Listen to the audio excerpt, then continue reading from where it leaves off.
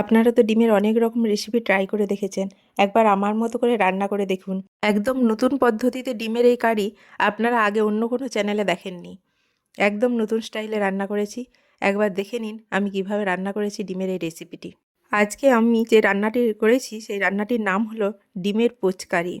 নমস্কার বন্ধুরা, আমি রিম্পা নিউনেস কুক চ্যানেলে সবাইকে আরও একবার স্বাগত জানিয়ে আজকে আমি আমার রান্না শুরু করছি। একদম নতুন ধরনের এই ডিমের রেসিপিটি রান্না করার জন্য আমার কী লাগছে সেটা দেখে নিন। আমি এখানে 4টি মুরগির ডিম নিয়ে নিয়েছি। আপনারা হাঁসের ডিমও ব্যবহার করতে পারেন। দেখুন মুরগির ডিমগুলো সাইজে কত বড়, পুরো হাঁসের ডিমের মতো। এবার ওভেনের ওপর কড়াই বসিয়ে এর মধ্যে দিয়ে দিয়েছি 10 ml মতো সরষের তেল। আর তেলের ওপর দিয়ে দিলাম একটা পেঁয়াজ বাটা। পেঁয়াজ বাটাটা ভালো করে তেলের সঙ্গে ভেজে নেব যাতে কাঁচা গন্ধ চলে যায়। এরপর দিয়ে দিলাম 1 চামচ আদা বাটা ও 1 চামচ রসুন বাটা। এবার সব কিছু ভালো করে কষিয়ে নেব।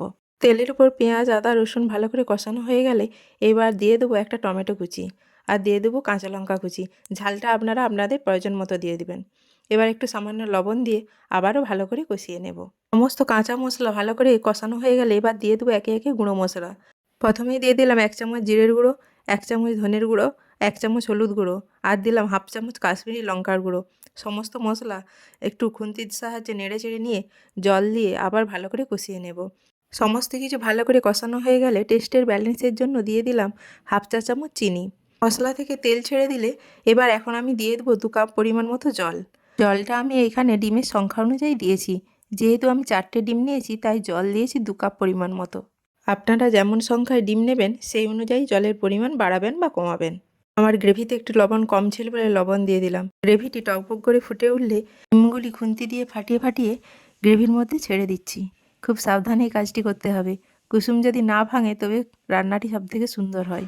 দেখুন 3টে ডিম গ্রেভির মধ্যে ফাটিয়ে দিয়ে দিয়েছি। আর একটা ডিম ফাটিয়ে আলতো করে গ্রেভির মধ্যে দিয়ে দিলাম।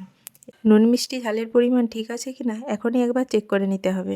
গ্রেভিতে প্রায় 15 মিনিট হলো ডিমগুলি ফুটছে।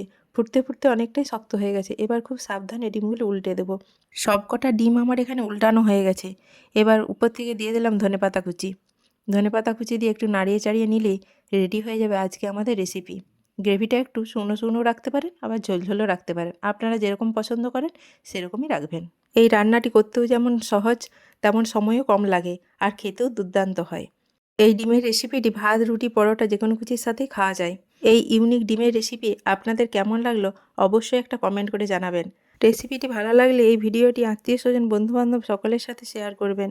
আর নিত্য নতুন রান্নার ভিডিও পেতে অবশ্যই চ্যানেলটি সাবস্ক্রাইব করে আমার চ্যানেলের সাথে থাকবেন। প্রত্যেকে সুস্থ থাকবেন, ভালো থাকবেন। ধন্যবাদ।